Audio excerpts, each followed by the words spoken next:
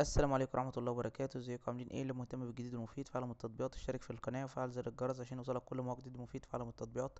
في القناة عندي اقدر ارافق التطبيقات الحديثة اللي بتسهل عليك حياتك اليومية والتطبيقات الفيك وكمان التطبيقات الهاكر.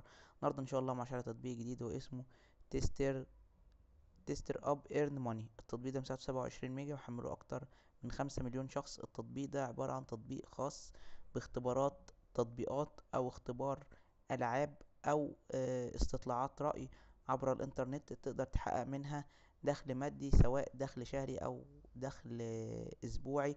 وتقدر تحقق منه فلوس. الفلوس دي بتجيلك على الحساب بتاعك، بتجيلك عبارة عن دولارات. كل ما بتشتغل على التطبيق اكتر، كل ما بتعمل اختبارات اكتر للالعاب وتقول رايك في الالعاب، والالعاب دي كويسه، الالعاب دي فايدتها ايه، الالعاب دي مميزاتها ايه، عيوبها ايه، التطبيق ده لازمته ايه، التطبيق ده فايدته ايه، التطبيق ده عيوبه ايه، التطبيق ده مشاكله ايه. الحاجات اللي عبر الانترنت تقدر تعمل استطلاعات رأي، ان انت رأيك في الحاجة دي بتشجعها ما بتشجعهاش.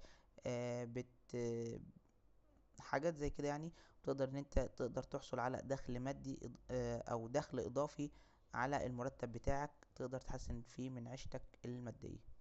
ده الغرض من التطبيق وده فايدة التطبيق. مشكلة التطبيق ان هو بيتضمن اعلانات وبيطلب منك الاشتراك، بالاضافة لان التطبيق بيكون باللغة الانجليزية ومفهوش لغة عربية. ده الغرض من التطبيق وده فايدة التطبيق ومشاكل وعيوب التطبيق.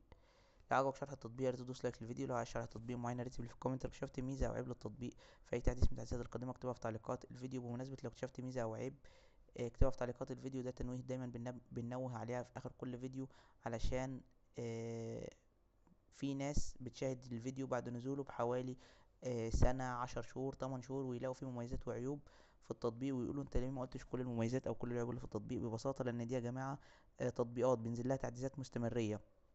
فلو انت شاهدت الفيديو بعد نزوله بفترة طويلة 8 شهور، 10 شهور، اكيد هيكون في تعديلات نزلت كتير للتطبيق. قد تكون التعديلات دي ايجابية وقد تكون سلبية. اما لو انت شاهدت الفيديو بعد نزوله بيوم، بيومين، باسبوع، بشهر، هتلاقي كل الحاجات الايجابيه والسلبيه اللي احنا قايلينها في التطبيق او في الفيديو هي اللي موجوده فعلا في التطبيق لما تحمله وتشتغل عليه. فلو انت اكتشفت ميزه او عيب اكتبها في تعليقات الفيديو وساعد غيرك وفيد غيرك، وانا هثبت التعليق بتاعك في الفيديو.